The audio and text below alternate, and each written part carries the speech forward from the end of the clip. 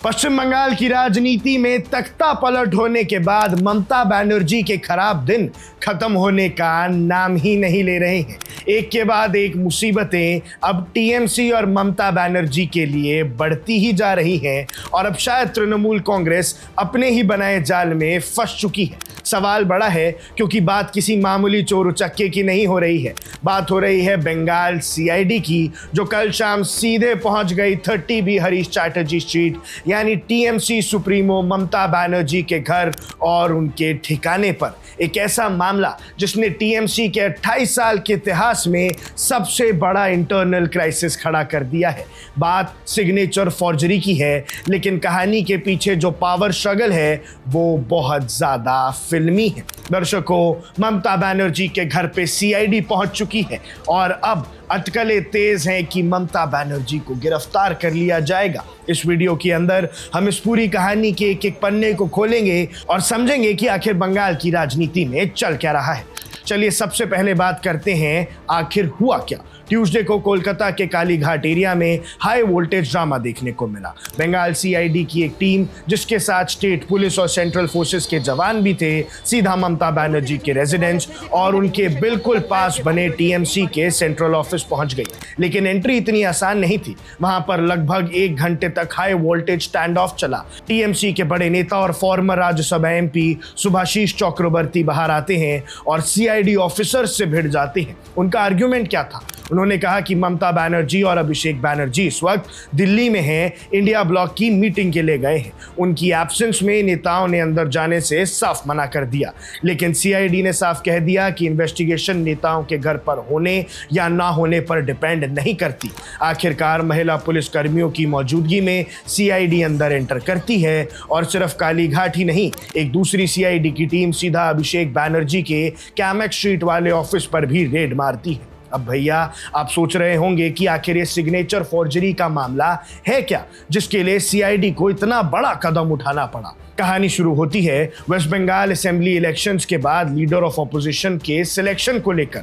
TMC leadership चाहती थी कि सीनियर नेता सुवनदेव चट्टोपाध्याय को लीडर ऑफ ऑपोजिशन बनाया जाए, लेकिन पार्टी के अंदर सब कुछ ठीक नहीं था। टीएमसी के कुल 80 एमएलएज में से 60 एमएलएज ने तो बगावत कर दी। उन्होंने पार्टी के ऑफिशियल कैंडिडेट की बजाय एक्सपेल्ड एमएलए रीता प्रताप बनर्जी को सपोर्ट कर दिया। बात तब बिगड़ी जब स्पीकर के पास एक प्रपोजल भी भेजा गया जिसमें सुवेंदु चट्टोपाध्याय को रिकॉग्निशन देने की मांग थी।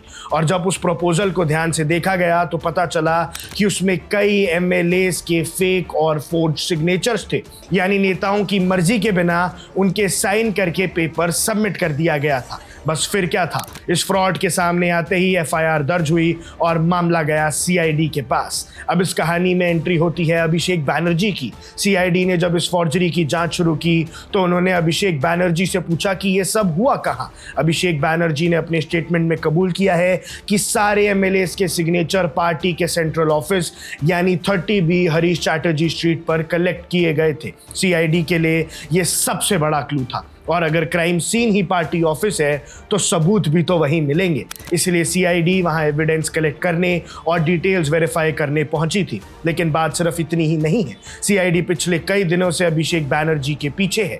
30 मई को सीआईडी उनके ठिकानों पर गई थी और 1 जून को पेश होने का नोटिस भी दिया था। अभिषेक ने 14 दिन का एक्सटेंशन मांगा जिसे सीआईडी ने रिजेक्ट कर दिया और कहा कि 7 दिन के अंदर आपको आना होगा। वो डेडलाइन मंडे को खत्म हो गई और अभिषेक पेश नहीं हुए और ठीक उसके अगले ही दिन ट्यूसडे को सीआईडी ने उनके दोनों ठिकानों पर एक साथ एक्शन ले लिया। अब एक जर्नलिस्ट के तौर पर अगर हम इस पूरे सिनारियों को देखें तो ये सिर्फ एक सिग्नेचर का फ्रॉड नहीं है, ये वेस्ट बंगाल की सबसे पावरफुल पार्टी के अंदर चल रहे सिविल वॉर का नतीजा है। पहली बार ऐसा हो रहा है कि ममता बनर्जी के 28 साल के करियर में उनके अपने ही 58 एमएलएज उनके डिसीजन के खिलाफ खड़े हो गए हैं। ये साफ दिखाता है कि पार्टी पर उनकी पकड़ अब ढीली हो चुकी है या फिर पार्टी के अंदर एक नया पावर सेंटर खड़ा हो रहा है जो उन्हें चैलेंज कर रहा है। दूसरी सबसे हैरतअंगेज बात, बंगाल सीआईडी जो कि स्टेट गवर्नमेंट के अंदर आती है वो उन्हीं की पार्टी के नेताओं के घर और ऑफिस पर रेड मार रही है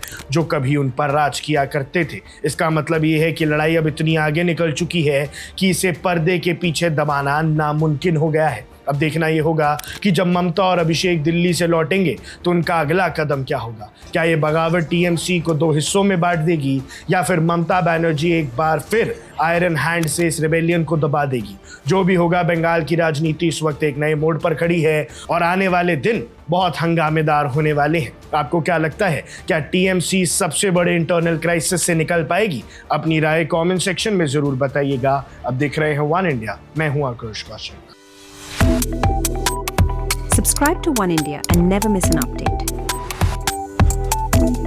Download the One India app now.